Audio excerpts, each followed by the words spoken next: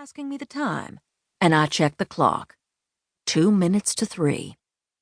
Bronwyn Forster, one of the full-time librarians, should be here to relieve me any moment now.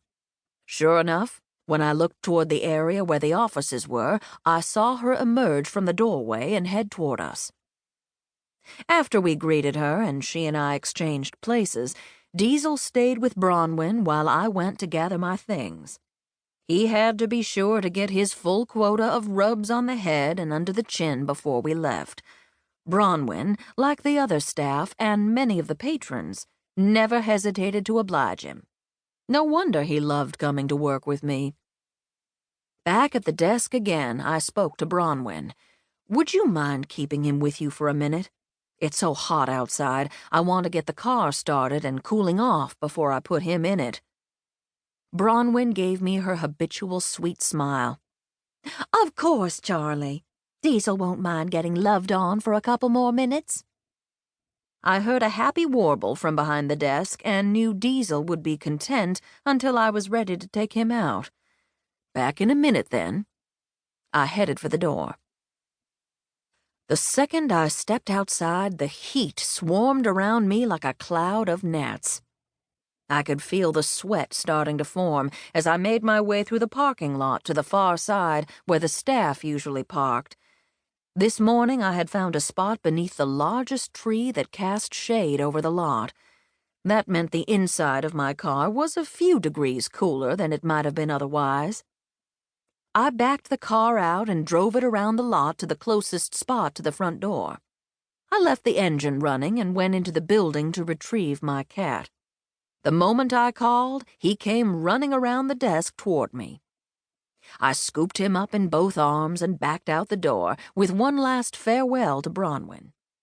The temperature was too high today, hovering around the century mark, to let Diesel walk over the hot asphalt and concrete. In weather like this, I carried Diesel to and from buildings where the sidewalks and parking areas were in the direct sunlight. I didn't want him blistering the pads of his feet. The drive home took less than 10 minutes, and once I had the car parked in my garage, I let Diesel out of the back seat. He preceded me into the kitchen, where I knew we would find the object of our intense interest. When I stepped into the room, I saw my daughter, Laura, sitting at the table, feeding my grandson, and chatting with Azalea Berry, my housekeeper. Diesel approached Laura slowly. When he reached her side, he looked up at her and chirped twice. "Hello, handsome boy," Laura said. "We're almost through here, and then I'll let you see him. How about that?" Diesel warbled in happiness. He loved the baby and could sit near him and watch him for long periods of time, until both he and the baby fell asleep, that is. I greeted both women and put my things on the small table by the door. I moved closer to Laura and my grandson and watched for a moment.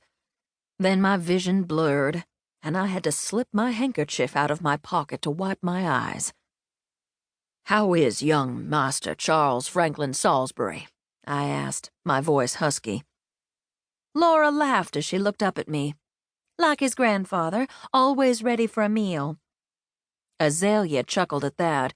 "That baby sure is a chip off this old block." She slid a sly glance in my direction. "How about something for you, Mr. Granddaddy?"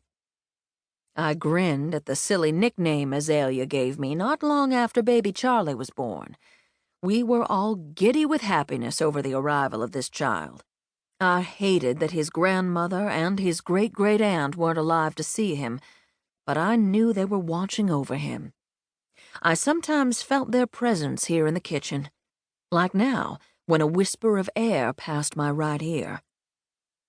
"I wouldn't mind a cold glass of water," I replied. "This horrible heat wave makes me thirsty."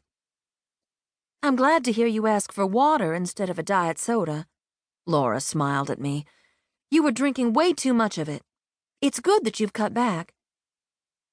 After a satisfying couple of sips from the glass Azalea handed me, I raised an eyebrow at Laura and sniffed. "You wouldn't say that if you hadn't had to give up the exact same beverage while you were breastfeeding my grandson." "Huh?"